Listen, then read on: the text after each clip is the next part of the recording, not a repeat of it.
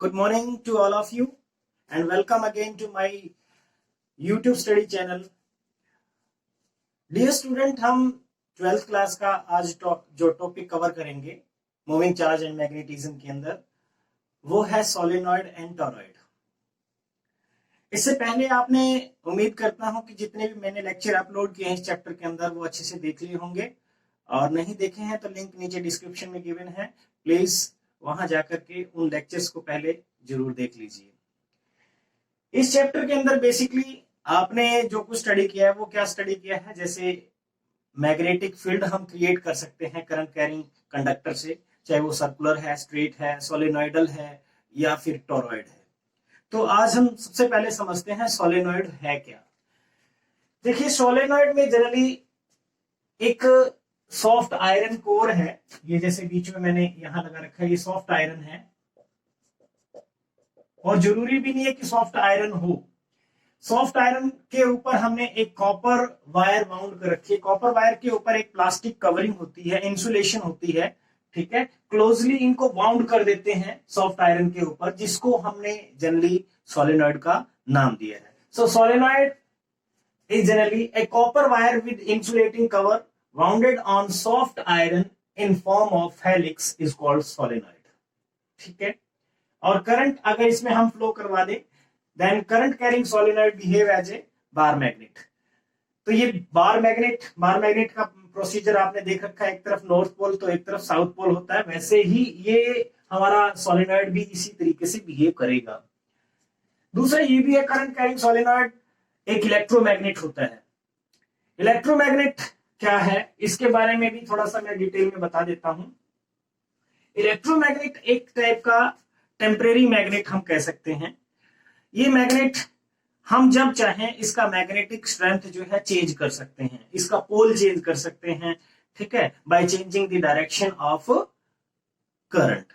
Polarity change कर सकते हैं, नॉर्थ पोल को साउथ बना सकते हो, साउथ से नॉर्थ बना सकते हो by changing the direction of electric current flowing through it, okay. और मैग्नेटिक स्ट्रेंथ को हम चेंज कर सकते हैं। मैग्नेटिक स्ट्रेंथ को चेंज करने के लिए जो बीच में हमने सॉफ्ट आयरन इंसर्ट किया, इसकी जगह पे हम वैक्यूम ले सकते हैं या कोई और मटेरियल इंसर्ट कर सकते हैं जिसकी मैग्नेटिक परमेबिलिटी अलग अलग हो, ठीक है। तो मैग्नेटिक स्ट्रेंथ जो है इस बात पे भी डिपेंड करती है। दूसरा, मैग्नीट्यूड ऑफ करंट कितना है। तीसरा है number of turns. Number of turns जितने ज्यादा होंगे मैग्नेटिक फील्ड उतना ही ज्यादा होगा, ठीक है। तो ये एक्चुअल में एक इलेक्ट्रोमैग्नेट है, और इसको जब चाहे हम इसकी पोलैरिटी चेंज कर सकते हैं, मैग्नेटिक स्ट्रेंथ चेंज कर सकते हैं। नेक्स्ट है the magnetic field inside the solenoid is always uniform, ठीक है। जो हमारा सोलेनॉइड है, सोलेनॉइड के अंदर जो मैग्नेटिक फील्ड होता है वो हमेशा यूनिफॉर्म होता है और मैक्सिमम भी होता है। सोलेनॉइड के केस में जो मैग्नेटिक फील्ड है बीच में ही मैक्सिमम होता है, जिसकी वैल्यू होती है B = μ0 Ni। अभी हम ड्राइव करेंगे इसको, और ये जो आपको फिगर नजर आ रहा है इसमें मैंने सॉफ्ट आयरन के ऊपर वाइंडिंग कर रखी है, ये ठीक है, कॉइल्स की फॉर्म में, हेलिकल फॉर्म में। अब ये जो क्या चीज मैंने बनाया इसको समझते हैं। जैसे वाइंडिंग की, ये वाइंडिंग है, फर्स्ट वाइंडिंग है, और इसमें करंट फ्लो कर रहा है, तो इसके चारों तरफ मैग्नेटिक फील्ड बनेगा ऐसे कुछ, ठीक है, और ऐसे यहाँ पे बनेगा, और जितनी भी वायर है सबका बनेगा ऐसे, जितनी वाइंडिंग हमने कर रखी, कॉइल जितनी भी है, और सबका जो नेट मैग्नेटिक फील्ड है एक पर्टिकुलर डायरेक्शन में आएगा, ठीक है, एक पर्टिकुलर डायरेक्शन में आएगा depending upon the direction of current. तो ये मैग्नेटिक फील्ड मैंने बना के दिखाया है यहाँ पे। अभी आपको एक सोलेनॉइड का जनरल आइडिया पता लग गया। अब इससे मैग्नेटिक फील्ड कितना बनता है ये हम कैलकुलेट करेंगे, ठीक है। तो इसको कैलकुलेट करने के लिए हम क्या करते हैं, चलो एक और फिगर हम बनाएंगे जिससे इसको समझते हैं। एक जनरल फिगर और बना करके फिर हम समझते हैं कि मैग्नेटिक फील्ड कितना बनेगा। नाउ देखिए, consider a current carrying solenoid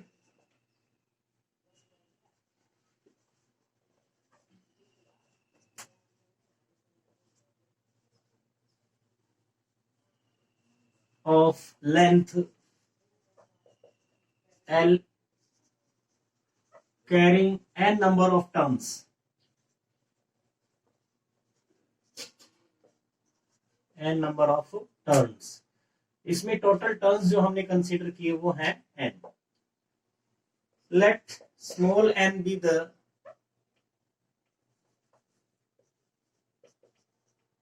number of turns per unit length, per unit length, then small n can be written as n is equals to total n divided by l। ठीक है, total number of turns per unit length हमने लिया है तो small n बन जाएगा, या इसको आप ये कह सकते हो total number of turns can be written as n into l। ये हमारे पास टोटल टर्न्स है। ठीक है, यहां पे मैंने क्या लिया है, consider A B dash C D N amperian loop.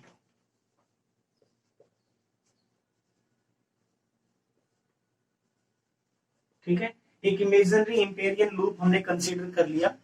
ठीक है, और हम अब इसकी हेल्प से क्या कैलकुलेट करेंगे, मैग्नेटिक फील्ड कैलकुलेट करेंगे, इसके अंदर मैग्नेटिक फील्ड कितना होता है। ठीक है, सो जैसे हमने अब ये सब चीज पढ़ रखी है कि इसके अंदर जो मैग्नेटिक फील्ड बन रहा है वो क्यों बन रहा है, क्योंकि आपने देखा करंट कैरिंग कंडक्टर जो है ये एक मैग्नेटिक फील्ड जनरेट कर रहा था। इसका एक कॉर्नर जो है साउथ पोल बनेगा तो एक नॉर्थ पोल बनेगा, depending upon the direction of electric current flowing through it. Now, according to the Ampere circuit law, according to the Ampere circuit law, Ampere circuit law, क्या पढ़ा था हमने, B dot dl over a closed surface, B dot dl over a closed surface is always equals to mu naught I। ठीक है, यहाँ पे मैं mu naught n I लिखूंगा क्योंकि हमारे पास टोटल टर्न्स कितने हैं, n नंबर ऑफ टर्न्स है, इसलिए n नंबर ऑफ टर्न्स के लिए हमें क्या करना पड़ेगा, यहाँ पे म्यू नॉट n I लेना पड़ेगा। B dot dl magnetic field. अब ये जो मैंने B डॉट dl लिया है, यहाँ पे एम्पेरियन लूप है हमारे A B dash C D, ये एम्पेरियन लूप है जिसपे हम ये मैग्नेटिक फील्ड ओवर ए क्लोज लूप निकालेंगे। ठीक है, अब इसके लिए आपने क्या किया है, इसको रिजोल्व कर दो, अलग अलग पार्ट्स में ले लीजिए इसको, मतलब इस तरीके से B डॉट dl A से B dash, B dot dl plus फिर B डैश से C, इसको क्लोज मत लीजिए, अब क्लोज लेने की जरूरत नहीं पड़ेगी आपको। ठीक है, अलग अलग लिख लिया तो क्लोज लेने की जरूरत नहीं है। B डॉट dl प्लस फिर इंटीग्रेशन C से D, B डॉट dl। ठीक है, नेक्स्ट है फिर D से वापस A, B dot dl is equals to mu not N I. ठीक है, इस फॉर्म को हमने ऐसे लिख लिया। ये क्लोज लूप था हमारा Amperian loop, A B dash C D, ये एक एम्पेरियन लूप था।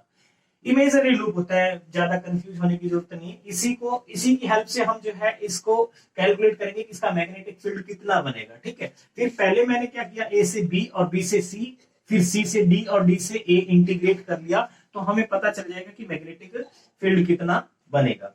चलो सबसे पहले हम बात करते हैं A से B डैश।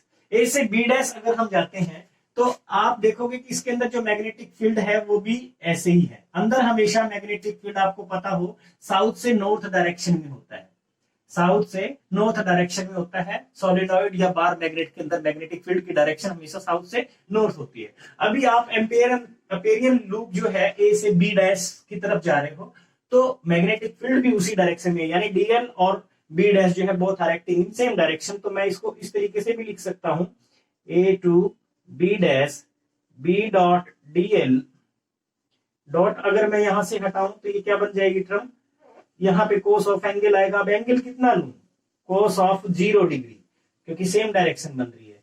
और B डैश से C, इसको लिखेंगे B dl cos of 90 degree. ये 90 क्यों है, क्योंकि मैग्नेटिक फील्ड ऐसे और आप जा रहे हो B डैश से C, तो 90 डिग्री पे है।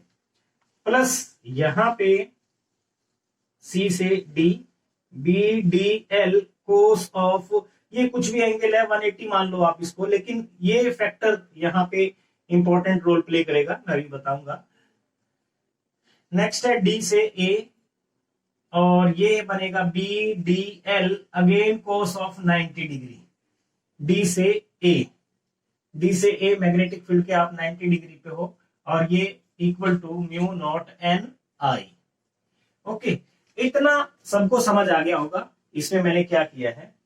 अगर समझ आ गया तो आपको साफ साफ नजर आ रहा है, ये टर्म जो है कुछ है, इसकी वैल्यू कोस 0 1 होता है, ये कोस 90, ये पोर्शन 0, ये कोस 90, ये भी 0। ये टर्म और ये टर्म तो हमारी 0 है क्योंकि कोस 90 है, क्योंकि मैग्नेटिक फील्ड और जो डीएल लेंथ है इनके बीच में एंगल 90 डिग्री बन रहा है। कोस 90 की वैल्यू अपने को पता है 0 होती है, ठीक है।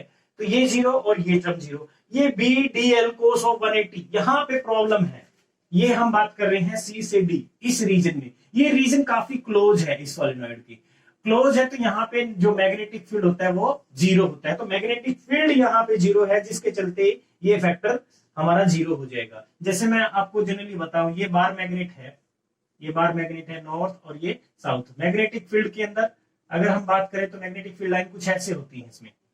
तो जो ये रीजन है, ये रीजन फील्ड फ्री रीजन होता है। फील्ड फ्री रीजन यानी यहाँ पे मैग्नेटिक फील्ड जनरली क्या होता है, 0 होता है। तो काफी क्लोज की हम बात कर रहे हैं, तो मैग्नेटिक फील्ड यहाँ पे क्या होगा, 0, जिसके चलते ये फैक्टर हमारा 0 हो रहा है। अब देखिए, इससे हम अब आगे क्या चीज निकालते हैं, कितना आ जाता है मैग्नेटिक फील्ड, ये चेक करते हैं। आपने ये नोट कर लिया होगा, चलो आगे।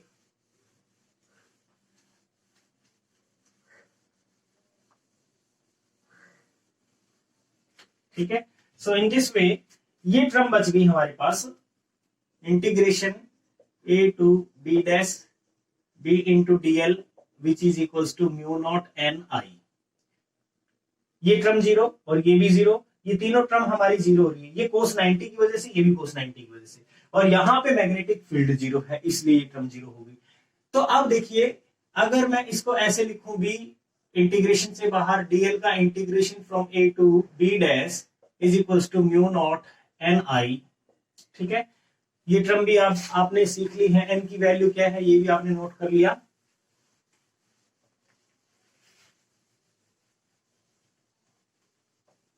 ठीक है, तो अब हमारे पास देखिए क्या चीज आएगा, डीएल, डीएल का इंटीग्रेशन में करूं, डीएल इसके ऊपर हमारी छोटी सी लेंथ है, डीएल डीएल पार्टीशंस को ऐड करेंगे तो ये पूरे सोलेनॉइड की लेंथ आ जाएगी। ठीक है, पूरे सोलेनॉइड की लेंथ बी इंटू एल हो गया, ये बी इंटू एल, ये कैपिटल एल ले लीजिए, आपकी मर्जी है इसको, is equals to mu not N I, ये आ गया। अब एन की वैल्यू अभी आपने लिखी थी स्मॉल एन इंटू एल है, तो ये वैल्यू यहां पुट करेंगे, B into L mu nought small N into L I, so L will get cancel और बी इज इक्वल्स टू आ जाएगा हमारे पास म्यू नॉट एन आई। ये मैग्नेटिक फील्ड होता है सोलिनॉइड के अंदर। ठीक है, तो यहां से अपने को एक चीज और पता चल रहा है कि मैग्नेटिक फील्ड किन किन फैक्टर पे डिपेंड कर रहा है, वो भी पता चल रहा है। जैसे आपको दिख रहा है, अगर वैक्यूम है, बीच में मैंने वैक्यूम लिया है इस केस में, तो मैग्नेटिक परमेबिलिटी वैक्यूम की ली है।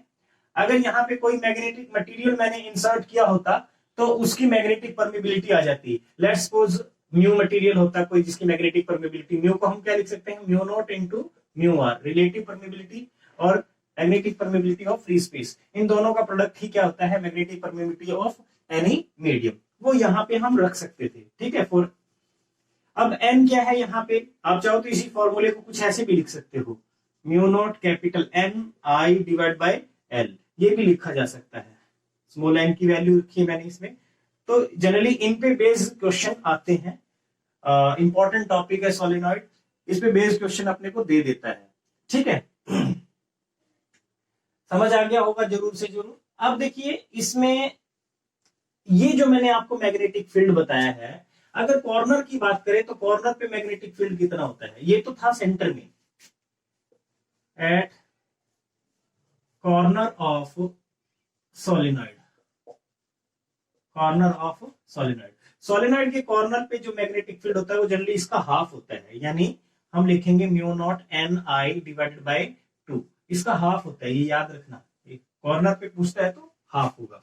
ठीक है, और इसका ग्राफ भी मैं आपको बता देता हूं, इसका ग्राफ भी आपको बता देते हैं। ये मान लिया बिल्कुल सेंटर पॉइंट है आपके सोलेनॉइड का। अब इसमें जो मैग्नेटिक फील्ड होता है वो यूनिफॉर्म है। ये मैग्नेटिक फील्ड हमने ले रखा है इस डायरेक्शन में, ये है, इधर आपने डिस्टेंस ले लिया और इधर भी डिस्टेंस ये 0 है। तो यहाँ पे आपने देखा कि कर्व कॉर्नर पे कुछ ऐसे हो जाएगा प्लेटो टाइप का, ठीक है। ये मैग्नेटिक फील्ड इस पोर्शन पे कितना है, B इज इक्वल टू, अभी आपने निकाला म्यू नॉट एन आई, और ये जो रीजन है बीचों बीच ये है B is equal to mu not N I divided by 2 half. तो ये और ये हाफ होता है, मतलब नॉर्थ पोल और साउथ पोल जो इसका बनेगा उसके कॉर्नर के ऊपर अपना जो मैग्नेटिक फील्ड है वो हाफ हो जाता है, ठीक है। तो ये है सोलेनॉइड, और इस पे बेस्ड क्वेश्चन आपको जरूर करने हैं, और नेक्स्ट टाइम मैं कोशिश करूंगा कि इन पे क्वेश्चन भी लेके आऊं। अब हम टॉरॉइड की बात करते हैं। टॉरॉइड जनरली क्या होता है, ये देखिए जैसे फिगर आपको नजर आ रहा है, ये कुछ वैसा ही है जैसे हमने सोलेनॉइड लिया था। उस सोलेनॉइड के दोनों एंड्स को हम अगर ज्वाइन कर दें एक लूप स्ट्रक्चर बनेगी, उस लूप स्ट्रक्चर को ही हम क्या बोल रहे हैं, टॉरॉइड और टॉरॉइडल सोलेनॉइड, ठीक है। जैसे आपको ये नजर आ रहा है, मैंने डेफिनेशन भी लिखा, close loop shape formed by joining two ends of the solenoid is called torrid और टॉरॉइडल सोलेनॉइड। अब आपने नोटिस किया था भाई हमारे पास में ये सोलेनॉइड है, इसके अंदर मैग्नेटिक फील्ड कुछ ऐसे होता है, सपोज करो ऐसे है, ठीक है, और बाहर जो है मैग्नेटिक फील्ड कर्व फॉर्म में हो जाता है। लेकिन अगर मैंने ये कहा कि अंदर जो है हमेशा साउथ से नॉर्थ ट्रेवल करता है, बाहर नॉर्थ से साउथ डायरेक्शन में ट्रेवल करती हैं मैग्नेटिक लाइंस ऑफ फोर्स, अगर हम इन दोनों को ज्वाइन कर दें, यहां जैसे मैंने ज्वाइन किया है, तो सीधी सी बात है कि नॉर्थ और साउथ एक दूसरे के आमने सामने है, एक दूसरे के आमने सामने है। तो जो मैग्नेटिक फील्ड लाइन है वो कंसेंट्रिक साइकिल के अंदर और यूनिफॉर्मली इसी के अंदर ट्रेवल करती रहेंगी, ना तो वो बाहर निकल पाती, बाहर नहीं निकलेगी तो यहाँ मैग्नेटिक फील्ड 0 और बाहर इसके चारों तरफ वो भी 0। तो जो क्लोज लूप बन रहा है, इसी लूप के अंदर जो मैग्नेटिक लाइंस है वो किस में जाएंगी, कंसेंट्रिक साइकिल में, ऐसे कंसेंट्रिक साइकिल के अंदर ऐसे मैग्नेटिक फील्ड बनता रहेगा, ठीक है। इस तरीके से मैग्नेटिक फील्ड बनेगा इस लूप के अंदर, ठीक है। ये अगर हमारा लूप है इस टाइप का, तो इसके अंदर मैग्नेटिक फील्ड कुछ ऐसा बनेगा। तो देखिए अब हम क्या करते हैं, इसका मैग्नेटिक फील्ड हम कैलकुलेट करते हैं, मैग्नेटिक फील्ड इसका कितना होता है और कैसे ड्राइव करते हैं वो समझते हैं। तो इसके लिए मैंने क्या कंसीडर किया, एक लूप टॉरॉइड हमने कंसीडर किया, कंसीडर ए टॉरॉइड, ठीक है, carrying n number of turns,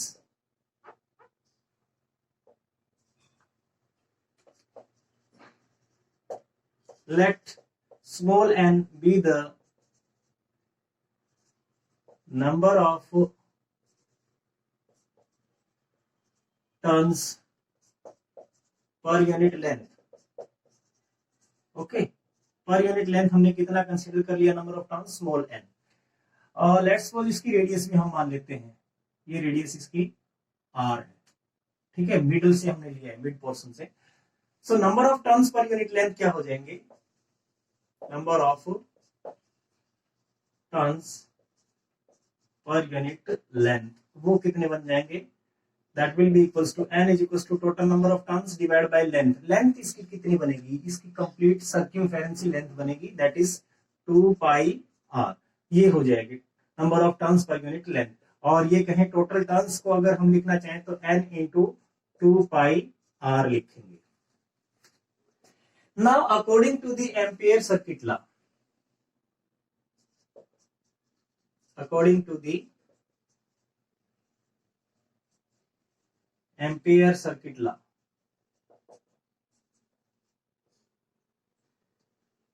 B dot dl over a closed surface is always equals to mu not N I, यहाँ n नंबर ऑफ टर्म्स है तो n हमने multiply कर दिया एन आई, ठीक है। तो ये होता है। अब इसको यहां अगर नोटिस करें, जो रेडियस r है, रेडियस r है, इसमें जो मैग्नेटिक फील्ड लाइन बनेगी, जो हम एम्पेरियन लूप लेंगे तो वो इसी के अंदर होगा, वो एम्पेरियन लूप। और लेट्स वो जो मैग्नेटिक फील्ड बन रहा है अंदर, ठीक है, अंदर मैग्नेटिक फील्ड की डायरेक्शन सपोज करो इस डायरेक्शन में है, ठीक है, इसको आपने लेट्स सपोज साउथ ले लिया और इसको नॉर्थ हमने कंसीडर कर लिया, तो नॉर्थ से साउथ मैग्नेटिक फील्ड एंटर करेगा इसमें, और अंदर जो है इसी तरीके से यहां पे टेंजेंट आप ड्रा करोगे। कुछ इसको मैं यहां से साफ कर देता हूं ताकि आपको ये क्लियर समझ में आ जाए। यहां पे आपने डीएल लेंथ कंसीडर कर ली, ठीक है, इसका थोड़ा सा हिस्सा हमने इस तरीके से ले लिया, तो डीएल लेंथ इसी डायरेक्शन में है, और मैग्नेटिक फील्ड भी अगर आप टेंजेंट ड्रा करोगे तो सेम डायरेक्शन में आएगा, मैग्नेटिक फील्ड भी इसी डायरेक्शन में है, ठीक है। यहां पे एम्पेरियन लूप इसी के अंदर बनेगा, आप बनाना चाहो तो बना भी सकते हो, ये एम्पेरियन लूप बन गया, ओके। अब इस पे टेंजेंट ड्रॉ करेंगे तो रेडियस और टेंजेंट के बीच में एंगल कितना होता है 90 डिग्री, बी और DL both are acting in same direction. So अब यहां पे मैं इसको क्या लिख सकता हूं, B DL cos of 90 degree. Cos 90 क्यों आया, बी और DL both cos 0 B and DL both are acting in same direction, ठीक है।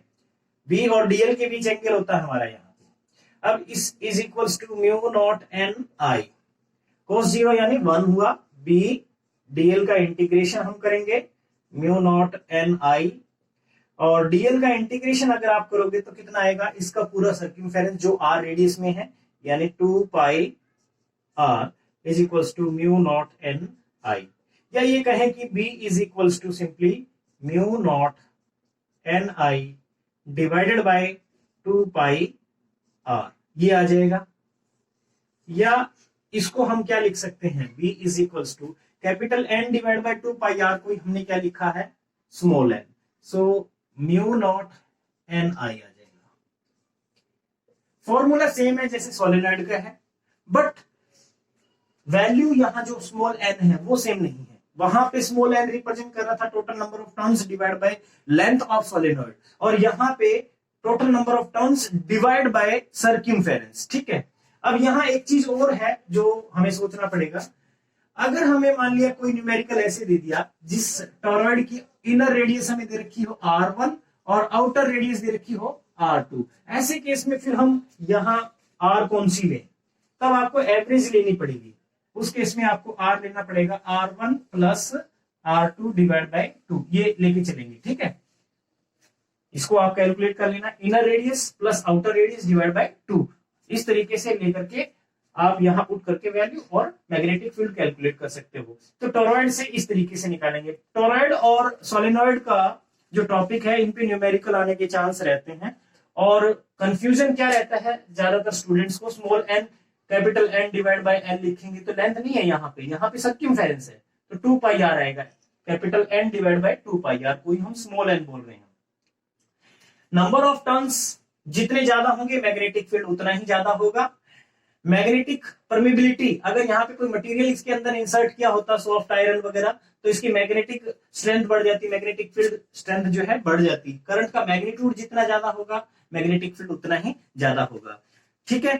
तो ये था आज का लेक्चर, मेरे ख्याल से सबको समझ में भी आया होगा, और उम्मीद करता हूं कि मेरा चैनल आपने सब्सक्राइब कर लिया होगा, और अगर अभी तक नहीं किया है सब्सक्राइब तो आपसे ये रिक्वेस्ट है कि चैनल जरूर सब्सक्राइब कर लीजिए, क्योंकि हम यहाँ पे पूरा डिटेल में टॉपिक टू टॉपिक सिलेबस कर रहे हैं। मेरा मकसद यहाँ पे आप लोगों को थोड़ा सा टॉपिक करवाकर, और सिर्फ यूट्यूब की पब्लिसिटी करने के लिए मैं एक्चुअल में यहाँ लेक्चर नहीं दे रहा हूं। तो जरूर से जरूर इन लेक्चर्स को अच्छे से आप नोट कीजिए। आपका एग्जाम बोर्ड लेता है जनरली, सीबीएसई बोर्ड हो चाहे स्टेट बोर्ड हो या आईसीएसई बोर्ड हो, तो जनरली आपको क्या करना चाहिए, अपने नोट्स प्रॉपर बनाने चाहिए, ठीक है। जो टॉपिक मैं करवा रहा हूँ उस पर न्यूमेरिकल या कोई क्वेश्चन है, very short answer type question है, उनकी अच्छे से प्रैक्टिस कीजिए। अगर आप सीबीएसई या आईसीएसई बोर्ड से हो तो आपको बहुत अच्छे से एनसीईआरटी पोर्शन भी कवर करना पड़ेगा, ठीक है। इसके साथ साथ में सैंपल पेपर को भी जरूर फॉलो कीजिए। सैंपल पेपर कोई है आपके पास तो उसमें थोड़ा सा आपको अंदाजा लग जाता है कि एग्जाम में किस टाइप के क्वेश्चन जो है अपने आते हैं जनरली, ठीक है। और अपने जितने भी सोशल प्लेटफॉर्म है उस पर जरूर वीडियो को शेयर कीजिए, थोड़ा सा मेरी भी हेल्प कर दीजिए इस तरीके से। और उम्मीद करता हूं कि आप सब जो है मेरे लेक्चर्स को आगे भी देखते रहेंगे, और इसी उम्मीद के साथ thank you, good luck and have a nice day.